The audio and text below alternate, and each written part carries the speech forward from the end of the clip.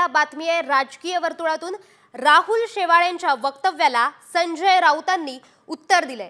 23 जानेवारीला राज्यात मोठा भूकंप होईल असं वक्तव्य शेवाळे यांनी केलंय। त्यावर आमच्या शिवसेनेने राहुल शेवाळेंना पराभूत केलं असा टोला संजय राऊतांनी लगावलाय।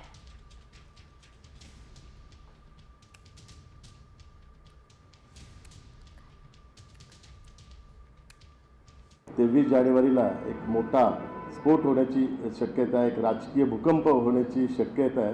म्हणून आपल्या पक्षाचं अस्तित्व टिकवण्याकरता, आपल्या पक्षातल्या आमदारांना टिकवण्याकरता अशा बातम्या वडेट्टीवार आणि संजय राऊत पसरवत आहेत। काँग्रेसचे काही आमदार आणि उबाटाचे आमदार हे शिवसेनेमध्ये प्रवेश करण्याकरता इच्छुक आहेत। त्यांची संख्या 15-10 अशा संख्येवर आहे आणि त्यामुळे कुठे ना कुठेतरी आपला पक्ष फुटू शकतो। आपल्या पक्षाचा अस्त्र दुसऱ्याच्या उदयापेक्षा स्वतःच्या अस्ताची काळजी घ्या। आपल्या पक्षाचा अस्ताची आता वेळ आलेली आहे, त्यामुळे हा पक्षाचा अस्त होऊ नये म्हणून हा 23 जानेवारीला जो राजकीय भूकंप होणार आहे। राहुल शेवाळे काय बोलतात त्याच्यावर जाऊ नका। राहुल शेवाळ्यांचा पराभव शिवसेनेने केलेला आहे, दारुण। कोणाचं काय तुम्ही फार महत्त्व देताय? तुम्ही तुमचे सगळे लटकते आणि भटकते आत्मा होणार आहेत। नंतर या दारातून त्या दारात, ह्या दारातून सगळे लटकते भटकते आत्मा फिरणार आहेत। अमित शहांचा आशीर्वाद आहे म्हणून निवडणूक आयोग तुमच्या पाठीशी आहे।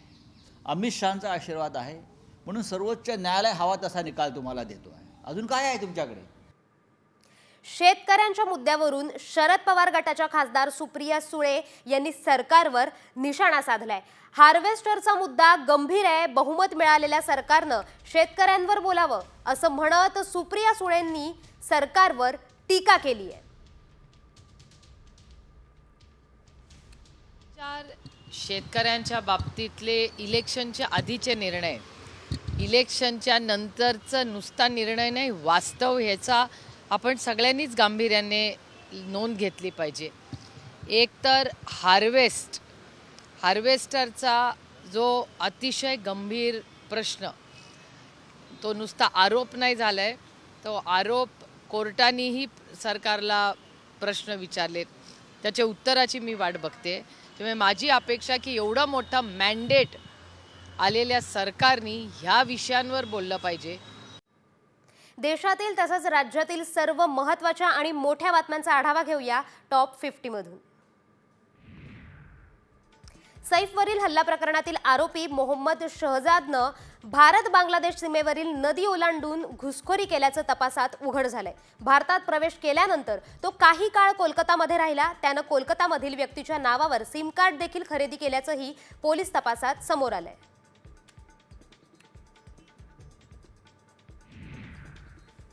अभिनेता सैफ अली खानला आज डिस्चार्ज मिळण्याची शक्यता आहे। सैफ अली खानवर 16 जानेवारीला चाकू हल्ला झाला होता। हल्ल्यानंतर सैफ अली खानवर लीलावतीत सर्जरी करण्यात आली। त्यानंतर तो डॉक्टर्सच्या देखरेखीखाली होता। सैफची प्रकृती चांगली झाल्यानं आज त्याला डिस्चार्ज मिळू शकतोय।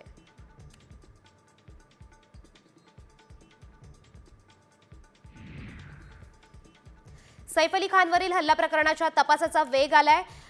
काल रात्री 11:15 वाजता पोलिसांनी सैफवरील हल्ल्याचं सीन रिक्रिएशन केलं। आरोपी मोहम्मद शहजादला घटनास्थळी नेऊन पोलिसांनी घटनाक्रम समजून घेतला। आधी आरोपीला वांद्रे पोलीस ठाण्यातून वांद्रे रेल्वे स्थानकात आणलं, त्यानंतर वांद्रे रेल्वे स्थानकातून त्याला सैफच्या घरी नेलं।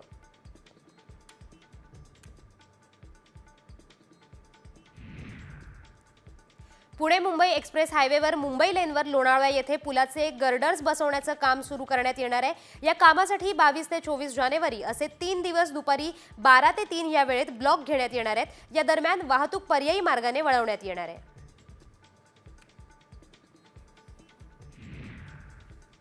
कल्याण पूर्वेतील महावितरणाच्या जाईबाई फीडर उच्चदाब वीज वाहिनीच्या देखभाल आणि दुरुस्तीच्या काम आज करण्यात येणार आहे।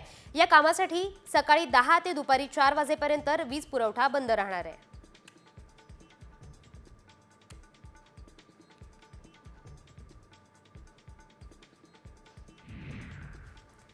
ठाणे बोरिवली ट्विन टनेलमुळे 15 मिनिटात प्रवाशांचा प्रवास पूर्ण होणार आहे। बोरिवली बाजूकडील उर्वरित 3658 चौरस मीटर जागा झोपडपट्टी पुनर्वसन प्राधिकरणाने MMRDA कडे हस्तांतरित केली आहे। त्यामुळे आता या प्रकल्पाचे अडथळे दूर झाले असून प्रकल्पाचं काम लवकरच सुरू होणार आहे। मुंबईकरांना लवकरच एसी ट्रेन मिळणार असून केंद्रीय मंत्र्यांनी ही माहिती दिली आहे। मुंबईत मोनोरेल, मेट्रो आणि बेस्ट असतानाही लोकल ट्रेन ही मुंबईची लाईफलाईन आहे। 18 महिन्यांच्या विलंबानंतर पुन्हा मुंबईकरांना एसी लोकल ट्रेन उपलब्ध करण्याच्या दिशेने काम सुरू झालंय।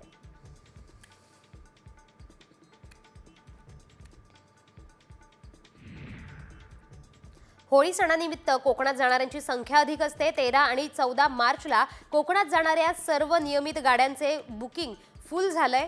याशिवाय 12 मार्चचं खासगी ट्रॅव्हलर्सच्या तिकिटाचे दर सुद्धा महागले, त्यामुळे होळी सणानिमित्त कोकणाकरता अतिरिक्त गाड्यांचे नियोजन करण्याची मागणी चाकरमान्यांकडून होतीये।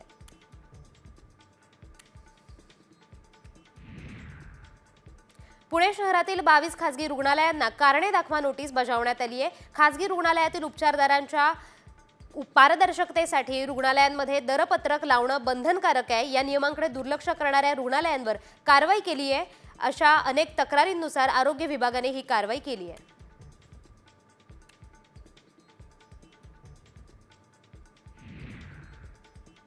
बांगलादेशी घुसखोरांविरोधात पुणे पोलिसांनी शोध मोहीम हाती घेतली आहे। प्रत्येक पोलीस ठाण्याअंतर्गत वास्तव्य करणाऱ्या परप्रांतीय मजुरांची माहिती संकलित करण्यात यावी, तसेच बांगलादेशी घुसखोर आढळून आल्यास त्वरित कारवाई करावी असे आदेश पोलीस आयुक्त अमितेश कुमार यांनी शहरातील सर्व पोलीस ठाण्यांच्या प्रमुखांना दिले आहेत।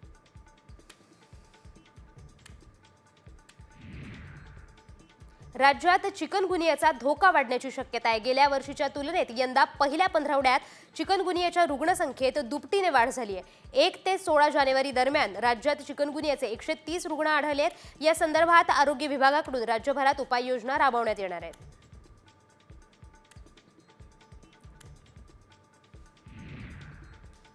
मुंबईच्या गिरगाव चौपाटी येथे आजपासून नाविक स्पर्धा रंगणार आहे। यंदा 120हून अधिक खेळाडूंचा यात सहभाग असणार आहे। 21 ते 26 जानेवारी दरम्यान होणारी sail India 2025 senior national championship नाविकांसाठी एक मोठी पर्वणी ठरणार आहे। देशभरातील नाविक आपली कौशल्य आणि जिद्द दाखवण्यासाठी या स्पर्धेत सहभागी होणार आहेत।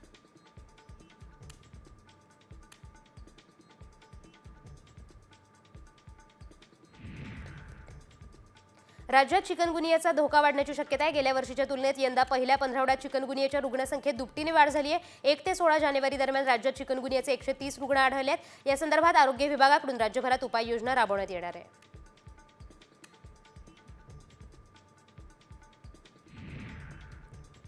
महावितरणाची थकबाकी 99,000 कोटींवर पोहोचली आहे। थकबाकीत गेल्या 4.5 वर्षात 40,000 कोटींची वाढ झाली आहे। आता ही 99,000 कोटींची थकबाकी कशी वसूल करायची हा महावितरणासमोर यक्ष प्रश्न उभा आहे।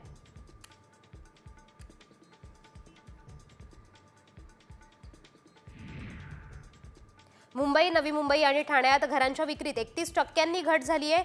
तसंच नवीन प्रकल्पही कमी झाले असल्याचं अहवालातून निदर्शनास आले। विक्रीच्या संख्येत घट होण्यामागचं कारण प्रामुख्याने महाराष्ट्र राज्यात झालेल्या निवडणुका तसेच मालमत्तेच्या वाढत्या किमती असल्याचं अहवालात नमूद करण्यात आलंय।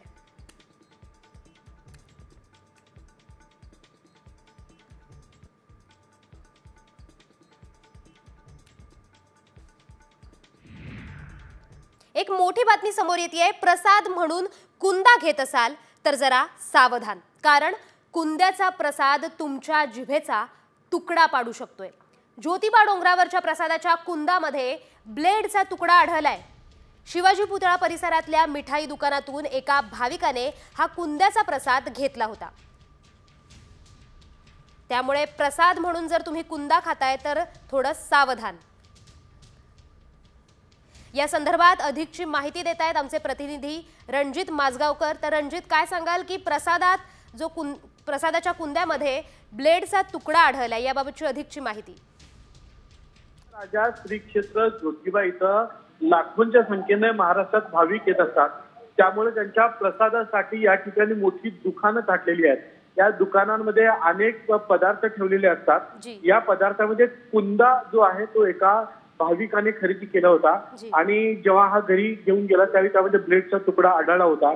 याची तक्रार त्यानं अन्न औषध प्रशासनाच्या अधिकाऱ्यांकडे केली होती। त्या पार्श्वभूमीवर इथल्या दुकानांची तपासणी करण्यात आलेली आहे आणि संबंधित दुकानाची चौकशी सध्या केली जात आहे। मात्र देवस्थानच्या ठिकाणी आल्यानंतर कुठलाही प्रसाद अथवा काही घेत असताना जपून खरेदी करावी आणि मिठाई जपून खावी असं आवाहन सुद्धा देवस्थान समितीने केलेलं आहे। जी जी धन्यवाद रणजित दिलेल्या या माहितीबद्दल. तर प्रसादाचा कुंदा पाडेल जिभेचा तुकडा, त्यामुळे प्रसाद म्हणून कुंदा खात असाल तर जरा जपून राहा, सावधानता बाळगा. कोल्हापूरमध्ये ज्योतिबा डोंगरावरच्या प्रसादात ब्लेडचा तुकडा आढळलाय, त्यामुळे प्रसादाचा कुंदा खात असाल तर जरा सावधानरित्या बाळगा. उर्वरित बातम्यांचा वेगवान आढावा घेऊया टॉप 50 मधून. गोरेगावातील पत्राचाळ योजनेतील 305 घरांना ओसी प्राप्त झाली आहे. या घरांसाठीच्या विजेत्यांना तात्पुरते देकार पत्र वितरित करण्याचा निर्णय मुंबई महामंडळाच्या पणन विभागाने घेतलाय. त्यानुसार विजेत्यांना देकार पत्र वितरित केलं जाणार आहे.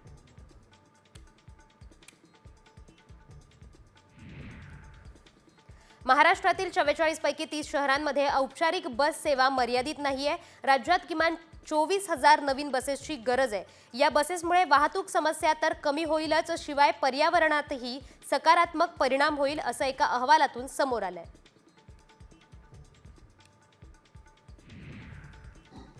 जळगाव जिल्ह्यातील सर्वात मोठ्या धरणांमध्ये हतनूर धरणाचा समावेश होतो. या धरणात आजच्या स्थितीला 54% गाळ साचलेला आहे. असं असताना धरणात 91% पाणीसाठा शिल्लक आहे. तरीही अजून उन्हाळ्याचे 4 महिने शिल्लक आहेत.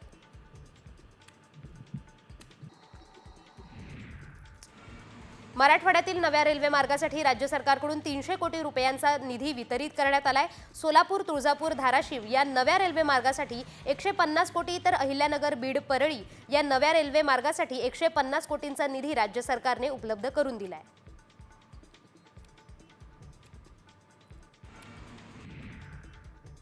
कल्याणमधील डिलिव्हरी बॉयजकडून वाहतूक नियमांचं सर्रास उल्लंघन केलं जात आहे. धक्कादायक बाब म्हणजे कारवाई टाळण्यासाठी ते नंबर प्लेटवर स्टिकर्स लावतायत. निलेश जगदाळे या तरुणानं या प्रकरणाचा व्हिडिओ तयार करून पोलिसात तक्रार दाखल केली आहे. असं डिलिव्हरी बॉय आणि त्यांच्या कंपन्यांवर कठोर कारवाईची मागणी होतीये.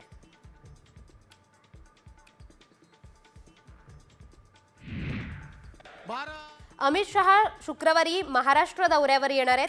शुक्रवारी त्र्यंबकेश्वरला जाऊन 12 ज्योतिर्लिंगांपैकी एक असलेल्या त्र्यंबकेश्वराचं ते दर्शन घेणार आहेत. त्र्यंबकेश्वराच्या दर्शनानंतर मालेगाव तालुक्यातील अजंग गावात सहकार परिषदेला देखील अमित शहा हजेरी लावणार आहेत. मवियाची आज संध्याकाळी बैठक होण्याची शक्यता आहे. आगामी पालिका निवडणुका आणि इतर महत्त्वाच्या विषयांवर चर्चा होण्याची शक्यता आहे. पालिका निवडणुकीत ठाकरे गटाच्या कार्यकर्त्यांनी एकला चलो रेचा नारा दिला होता, त्यावर देखील यावेळी मंथन होऊ शकते.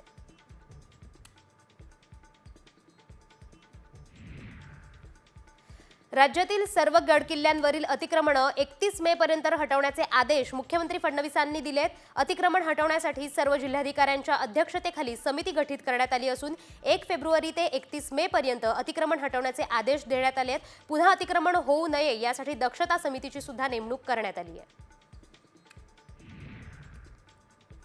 शिंदेंच्या शिवसेनेत मोठी घडामोड पाहायला मिळतेय. पालकमंत्रीपदावरून नाराज असलेले भरत गोगावले आज उपमुख्यमंत्री एकनाथ शिंदेंची भेट घेणार आहेत. त्यामुळे रायगडच्या पालकमंत्रीपदाचा वाद आता शिंदेंच्या दारी पोहोचलाय.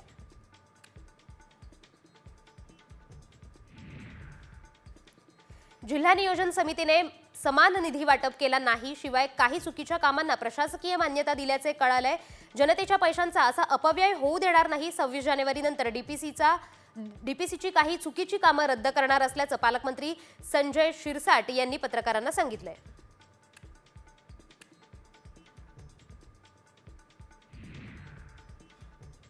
कोल्हापूर जिल्ह्यातून गेली 20 वर्ष मी मंत्रिपदावर आहे.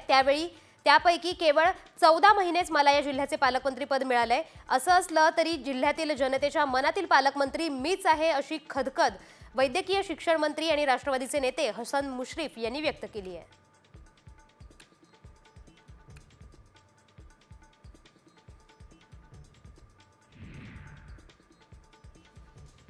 पतंग उडवताना 4थ्या मजल्यावरून खाली पडून 8 वर्षीय चिमुकल्याचा मृत्यू झालाय. नाशिकच्या द्वारका परिसरात ही धक्कादायक घटना घडली आहे. पतंग उडवताना त्याचा तोल गेला आणि तो खाली पडला. त्याला उपचारासाठी खासगी रुग्णालयात दाखल करण्यात आलं होतं, मात्र उपचारादरम्यान त्याचा मृत्यू झालाय.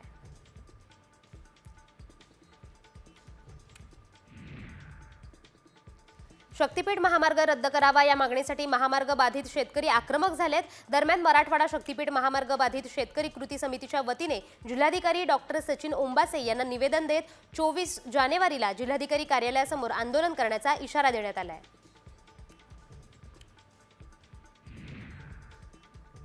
सांगलीच्या मिरजेमध्ये हाताचा उपचार करताना चुकीचं इंजेक्शन दिल्यानं रुग्णाचा मृत्यू झालाय. आरोप असा नातेवाईकांनी केलाय. रुग्णाच्या मृत्यूनंतर नातेवाईकांनी गोंधळ घातला. त्यामुळे काही काळ रुग्णालयामध्ये गोंधळाचं वातावरण निर्माण झालं होतं.